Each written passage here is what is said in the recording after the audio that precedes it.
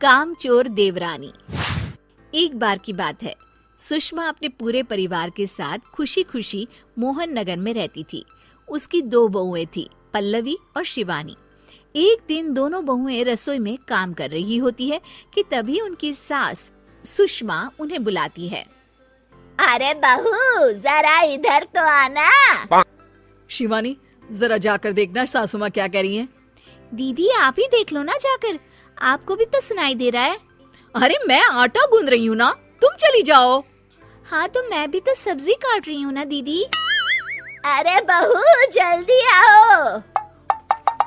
ओह, ये तो जाएगी नहीं, मैं ही जाकर देखती हूँ कि क्या करना है। पल्लवी सुषमा के कमरे में जाती है। जी मम्मी जी, क्या हुआ?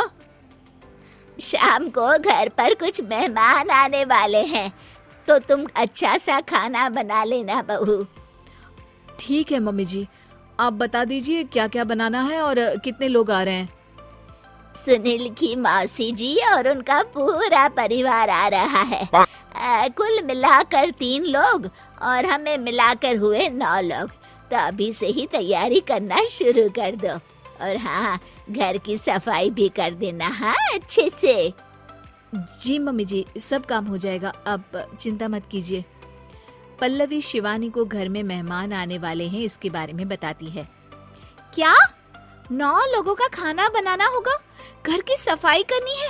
बाप रे, सासू माँ ने तो हमें घर की नौकरानी ही समझ कर रखा है। ऐसा नहीं बोलते शिवानी, हम इस घर की बहू हैं और घर के काम करना हमारा फर्ज है। दीदी तो है ही सासू माँ की चमची, जब देखो सासू माँ सासू माँ। मैं तो इतना सारा काम नहीं करने वाली। शिवानी कपड़े लेकर गमला साफ कर रही होती है और चक्कर आने का नाटक करने लगती है। मेरा सर चकरा रहा है। तभी वहाँ पल्लवी और सासू माँ जाते हैं। अरे बहू, क्या हो गया तुम्हें? मम्मी जी, बहुत तेज सर में दर्द हो रहा है।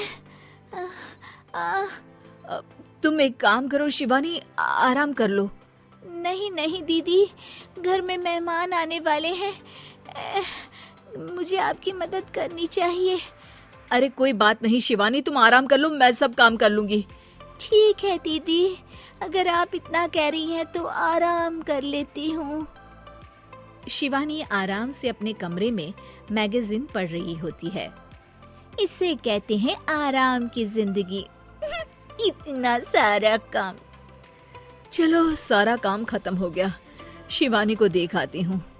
शिवानी अपने कमरे में ईयरफोन में गाने सुनते सुनते सो जाती है और उसके साइड में मैगजीन भी रखी होती है।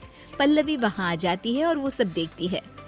ओहो, तो मतलब सब काम चोरी का बहाना था। अभी बताती हूँ इसको। घर का सारा काम मुझे करना पड़ा और ये महारानी यहाँ मैगजीन पढ़ रही है, गाने सुन रही है। पल्लवी रसोई से एक प्लेट और चम्मच लेकर आती है और शिवानी को थाली बजाकर उठाने लगती है। शिवानी अचानक से उठती है। उठ गई महारानी, गाने भी सुन लिए, मैगजीन भी पढ़ ली। तुम तो बहुत बड़ी झूठी निकली शिवानी। तुमने सर दर्द का बहाना बनाया ताकि काम करने से बच सको। हाँ बनाया बहाना, तो क्या करती, इतने सारे काम करती। मुझे कोई शौक नहीं है चापलूसी का। क्या चापलूसी? तुम्हें लगता है कि मैं सारे काम चापलूसी के लिए कर रही हूँ? नहीं तो क्या। तभी वहाँ सासू माँ आ जाती हैं। अरे बहू, वो लोग बस आने ही वाले हैं, तुम तैयारियां कर लो। जी सासू माँ, तुझे तो मैं बाद में देखती हूँ। सब खाना खाने बैठते हैं और खाना शुरू करते हैं। तभी सुनील की मौसी बोलती है। वाह भाई वाह, खाना तो बहुत ही अच्छा बना है सुषमा जी, एक एक चीज में क्या स्वाद है। ये सुनकर शिवानी मुंह बना लेती है। उसे अपनी जेठानी की इतनी तारीफ रास नहीं आती। आपकी बहुएं तो बहुत ही अच्छा खाना बनाती हैं। हाँ, बनाती तो दोनों ही अच्छा है, पर आज ना ये सारा खाना बड़ी बहू ने बनाया है। छोटी बहू की तबीयत ठीक नहीं थी, सो इसलिए।